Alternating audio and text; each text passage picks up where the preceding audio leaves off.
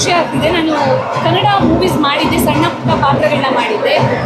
ದಸ್ಕತ್ ಅನ್ನೋದು ತುಳುವಿನಲ್ಲಿ ನನ್ನ ಮೊದಲೇ ಮೂವಿ. ಹಾಗೆ ಕನ್ನಡದಲ್ಲಿ ನಾನು ಮುಖ್ಯ ಭೂಮಿಕೆಯಲ್ಲಿ ಪಾತ್ರ ಮಾಡಿದ್ದು ಇದೇ ನನ್ನ ಮೂವಿ.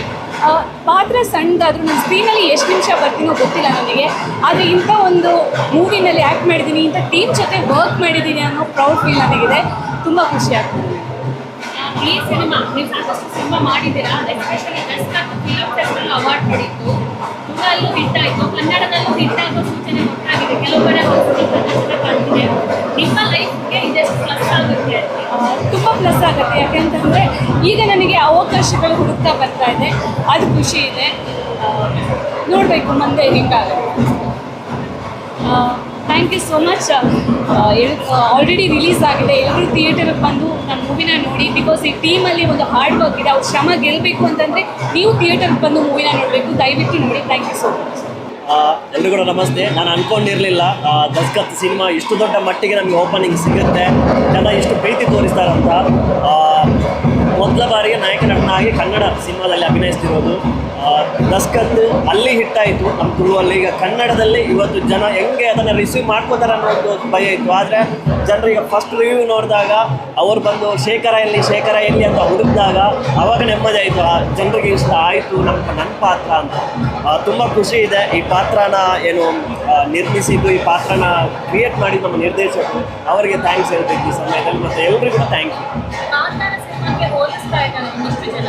ಕಾಂತಾರ ನೋಡಿದ ಫೀಲ್ ಕೊಡ್ತಿದೆ, ಆ ಒಂದು ಕ್ರೆಡಿಟ್ ಸಿಗ್ತಾರೆ. ಅಷ್ಟು ದೊಡ್ಡ ಸಿನಿಮಾಕ್ಕೆ ಹೋಲಿಕೆ ಮಾಡಿದಾಗ ಖುಷಿ ಆಗುತ್ತೆ. ಕಾಂತಾರ ಸಿನಿಮಾ ಅಂತ ಹೇಳಿದಾಗ ಕಾಂತಾರನೇ ಬೇರೆ, ದಸ್ಕತ್ತೇ ಬೇರೆ. ದಸ್ಕತ್ ಖಂಡಿತವಾಗ್ಲೂ ಏನು ನೀವು ಹೇಳಿದಾಗೇ ಕಾಂತಾರ ಎಷ್ಟು ಇಷ್ಟ ಆಗುತ್ತೋ ಅದಕ್ಕಿಂತ ಜಾಸ್ತಿ ಇಷ್ಟ ದಸ್ಕತ್ ಆಗುತ್ತೆ. ಕೆಲವೊಂದು ಬರ್ತಾ ಇದೆ ಮೇಡಮ್, ನೋಡ್ಬೇಕೇನಾಗುತ್ತೆ. ಮೊದಲಿಗೆ ನಾನು ಹೇಳ್ತಿರೋದು ಭಾರತ್ ಮಾತಾ ಕಿ ಜೈ, ವಂದೇ ಮಾತರಂ ಅಂತ. ಯಾಕೆಂದರೆ ನಮಗೆಲ್ಲರಿಗೂ ಗೊತ್ತಿದೆ, ಈಗಾಗಲೇ ನಮ್ಮ ನೆರೆಯ ರಾಷ್ಟ್ರ ನಮ್ಗೆ ಯಾವಾಗಲೂ ಉಪಟಳವನ್ನು ನೀಡ್ತಕ್ಕಂತಹ ರಾಷ್ಟ್ರ ಪಾಕಿಸ್ತಾನಕ್ಕೆ ನಮ್ಮ ಭಾರತದ ಬಹುದೊಡ್ಡ ಉತ್ತರವನ್ನು ಕೊಡ್ತಾ ಇದ್ದಾರೆ.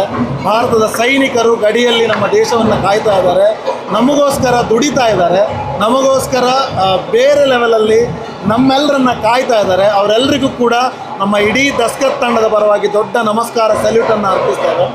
ಇವತ್ತು ದಸ್ಕತ್ ಎನ್ನುವಂಥ ಒಂದು ಕನ್ನಡ ಚಲನಚಿತ್ರ ಇಡೀ ಕರ್ನಾಟಕದಾದ್ಯಂತ ಪಸರಿಸ್ತಾ ಇದೆ ಅನ್ನೋದಕ್ಕೆ ಕಾರಣ ನಮ್ಮ ಇಡೀ ನಾಡಿನ ಪ್ರೇಕ್ಷಕರು. ಇವತ್ತು ಫಸ್ಟ್ ಶೋನೇ ನಮ್ಮ ಪ್ರಸನ್ನ ಥಿಯೇಟ್ರಲ್ಲಿ ದೊಡ್ಡ ಮಟ್ಟಕ್ಕೆ ಸೆಲೆಬ್ರೇಟ್ ಮಾಡಿದ್ದೀವಿ. ಅದು ಕೂಡ ಪ್ರೇಕ್ಷಕರ ಜೊತೆಗೆ ಎಲ್ಲ ಪ್ರೇಕ್ಷಕರು ನಮ್ಮ ದಸ್ಕತ್ ಸಿನಿಮಾವನ್ನು ಸಂಭ್ರಮಿಸಿದ್ದಾರೆ. ಇವತ್ತು ನಾವೆಲ್ಲ ಇಡೀ ಟೀಮ್ ಇವತ್ತು ಬಂದು ಕೂತಿದ್ದೀವಿ, ತುಂಬ ಹೆಮ್ಮೆ ಪಡ್ತಾ ಇದ್ದೀವಿ, ತುಂಬ ಖುಷಿ ಪಡ್ತಿದ್ದೀವಿ ಅನ್ನೋದಕ್ಕೆ ಕಾರಣ ಪ್ರೇಕ್ಷಕರು ಇವತ್ತು ಅಲ್ಲಿ ಸಿನಿಮಾವನ್ನು ನೋಡಿ ಹೊರಗಡೆ ಬಂದು ಕೊಟ್ಟಂಥ ಒಂದು ಪ್ರತಿಕ್ರಿಯೆಗೆ. ಸೊ ತುಂಬ ಇಷ್ಟಪಟ್ಟರು ಸಿನಿಮಾನ. ನೀವು ಈಗಾಗಲೇ ನೋಡಿದ್ದೀರಿ, ಅವರ ರಿವ್ಯೂವನ್ನು ಕೇಳಿದ್ದೀರಿ. ಇದಕ್ಕಿಂತ ದೊಡ್ಡ ಭಾಗ್ಯ ನಮ್ಮದು ಬೇರೆ ಏನೂ ಇಲ್ಲ. ತುಳುವಲ್ಲಿ ಒಂದು ಹಳ್ಳಿಯ ಕರಾವಳಿ ಭಾಗದ ಸನ್ನಿವೇಶಗಳನ್ನು, ಬದುಕನ್ನು, ಸಂಸ್ಕೃತಿಯನ್ನು ಅನಾವರಣಗೊಳಿಸಿದ್ವಿ. 75 ದಿನಗಳ ಕಾಲ ಅಲ್ಲಿಯ ಪ್ರೇಕ್ಷಕರು ಸಂಭ್ರಮಿಸಿದರು. ಇವತ್ತು ಅದನ್ನು Jagadish N Arebannimangala sir, producer sir ಮೂಲಕ ನಾವು ಕನ್ನಡಕ್ಕೆ ತಂದಿದ್ವಿ. ಸೊ ನಮ್ಗೆ ಗೊತ್ತಿಲ್ಲ, ಹೇಗಾಗುತ್ತೆ ಅಂತ ಗೊತ್ತಿರಲಿಲ್ಲ. ಕನಸು ಮನಸ್ಸುಗಳಲ್ಲೂ ಕೂಡ ಅಂದ್ಕೊಂಡಿರಲಿಲ್ಲ ಇಂಥ ಒಂದು ಸಂಭ್ರಮ, ಇಂಥ ಒಂದು ದೊಡ್ಡ ಮಟ್ಟದ ಯಶಸ್ಸು ನಮಗೆ ಪ್ರೇಕ್ಷಕರು ಕೊಡ್ತಾರೆ ಅಂತ. ಇದು ಇಲ್ಲಿಗೆ ನಿಲ್ಲಬಾರ್ದು. ನಾನು ಯಾವಾಗಲೂ ಹೇಳ್ತೀನಿ, ದಸ್ಕತ್ ನಿಂತ ನೀರಲ್ಲ, ಅದು ಹರಿಯುವ ನದಿ ಆಗಬೇಕು ಅಂತ. ಹರಿಯುವ ನದಿಯ ಹಾಗೆ ಆಗಬೇಕಾದ್ರೆ ನಮ್ಮ ಕನ್ನಡ ನಾಡಿನ ಪ್ರತಿಯೊಬ್ಬ ಪ್ರೇಕ್ಷಕರು ಕೂಡ ತುಂಬು ಮನಸ್ಸಿಂದ ನಮ್ಮ ಸಿನಿಮಾದ ರಿವ್ಯೂವನ್ನು ಕೇಳಿ ನಿಮಗೆ ಇಷ್ಟ ಆಗುತ್ತೆ ಪಕ್ಕ. ಬನ್ನಿ, ಈ ಸಿನಿಮಾದಲ್ಲಿ ನಿಮಗೊಂದು ದೊಡ್ಡ ಮನೋರಂಜನೆಯನ್ನು ಖಂಡಿತವಾಗ್ಲೂ ಕೊಡ್ತೀವಿ. ದೊಡ್ಡ ಸಿನಿಮ್ಯಾಟಿಕ್ ಎಕ್ಸ್ಪೀರಿಯೆನ್ಸನ್ನು ಖಂಡಿತವಾಗ್ಲೂ ಕೊಡ್ತೀವಿ. ಎಲ್ಲ ವಿಭಾಗಗಳಲ್ಲೂ ಕೂಡ ನಾವು ಖಂಡಿತವಾಗ್ಲೂ ಸ್ಕೋರ್ ಮಾಡ್ತೀವಿ ಅನ್ನುವಂಥ ಒಂದು ದೊಡ್ಡ ಆತ್ಮವಿಶ್ವಾಸ ನಮ್ಮಲ್ಲಿದೆ. Thank you so much. ಬನ್ನಿ ಥಿಯೇಟ್ರಲ್ಲಿ, ನಿಮ್ಗೆಲ್ರಿಗೋಸ್ಕರ ನಾವು ಕಾಯ್ತಾ ಇರ್ತೀವಿ.